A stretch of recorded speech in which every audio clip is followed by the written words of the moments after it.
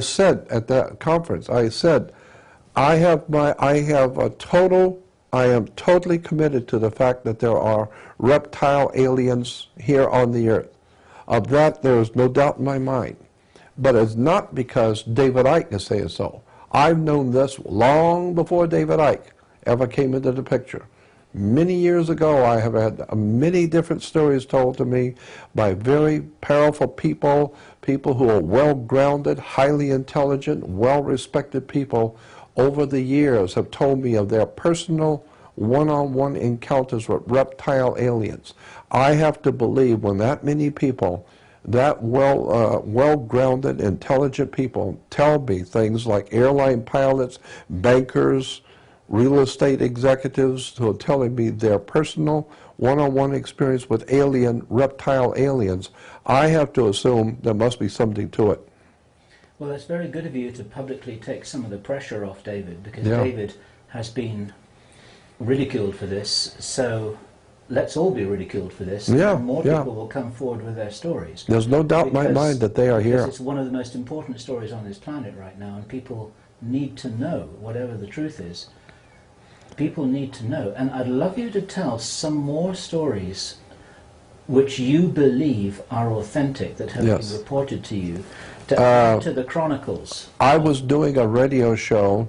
I was being interviewed on the Lou Epton show in Las Vegas many years ago, quite a few years. I'm thinking maybe 89. I think it was 89 or 88. So we're talking quite a few years ago. And Lou Epton at that time, dear, dear friend, Lou Epton, I love him dearly. He was a very, very wonderful man. He's still with us. He's in Las Vegas, retired.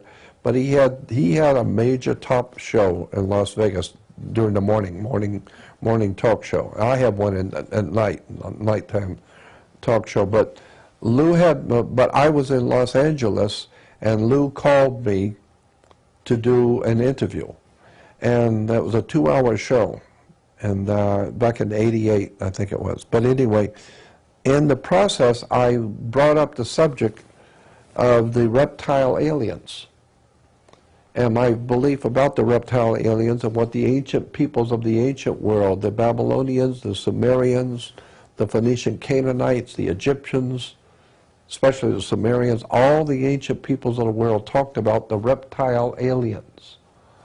And so I just brought that up in passing, that I think that there are reptile aliens here. I've heard too many stories, and then I told some of the stories that I had heard. Well, after the program, I got a phone call from a guy who later on I found out is an extremely wealthy businessman in Las Vegas. He buys and sells hotels and commercial properties in Vegas, and he was the biggest there. And he said to me, he said, Jordan, we listen to Lou Epton. We love Lou Epton. So in the office in the mornings, we listen to Lou Epton on the show. And he says, but this morning, when you came on, we got so interested in listening to you that everybody just kind of quit work for a little bit and was listening to you. And he says, and when you mentioned the reptile aliens, it shocked us. And he said, I'm a Christian, and I have 5 men who work for me in my office, and they're Christians, and they all belong to the same church. We all go to the same church, and all 6 of us are in the office, and we were hearing you today. And he said, when you mentioned reptile aliens, I had to call you and tell you, we're Christians, but every year we go somewhere in the world on vacation, and my company pays for everything. And he said, so I take, and all 6 families go together on a vacation somewhere. And he says, and last year, now this was like in '88, so he's talking about '87. And he said, last year we decided to go camping for a couple of weeks in Colorado. And he says, we were up in the mountains, and we broke camp one morning, and we walked up to the top of this mountain. We were almost there anyway at camp, and then the next morning when we broke camp, we walked up to the top of the mountain to look over the lay of the land, and he said that out in the valley, we could see that there had been an area that had been cleared away. It was like a round area that had been cleared away. And there was a circle of people out there, and they were all wearing robes, and they were all holding hands and swaying back and forth, singing and chanting. You could barely hear them. But he said, but it was very quiet where we were. We could see that there was some kind of a ritual dancing or swaying back and forth in a circle. They were all holding hands. And there was obviously somebody in the middle, like a priest or something in the middle. And he said, this is out in the middle of nowhere. That these people are here with this thing that they're doing. And he said, we're up here in the mountains looking down on them. And he said, while we were standing there looking at them, all of a sudden, a second figure popped up out of nowhere. But it was bigger than the man that was in the middle. It's in the middle too, but it's much bigger. And it pointed up at us. And he said, and all the singing stopped, everybody stopped and pointed. And he said, we knew we'd been had. And he says, we didn't know what was going on, but whatever it was, it just popped in out of nowhere, pointed up at us, and everybody is now pointing at us. And he said, so we figured we better just get out of here. He said, when we turned around, it was standing behind us. That thing which was down there was already behind us. That's how quick it moved. He said, when we turned around to run, there was a reptile alien standing behind us. He said this thing was at least 7 to 7.5 foot, to maybe 8 foot tall, had a reptile man's head, but it was a reptile head. It was very muscular, looked like a human body on the ordinary of a human body, but a reptile body, extremely muscular. And he said, and it was looking at us, and he said, it cast some kind of a spell on us so that the children and the women, no one could move. We were like frozen. And he said, and even nobody could say anything, nobody could cry, nobody could run, nobody could do anything.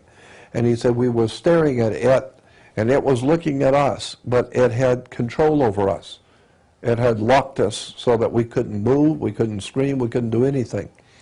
And he said, and this thing was gazing at all of us, looking at the children, looking at the women. He said, this reptile alien, and he says, we're just Christians in a church. But we saw a reptile alien. This thing was not of this world. And he said this thing was looking at all of us. And then he said it looked at the men, and the look he gave us, we understood. He didn't say anything, but we knew. He was saying, I'm going to leave you alone. But when I leave here, you better get out of here. And he said, and he said the alien walked over like he was leaving, is gone.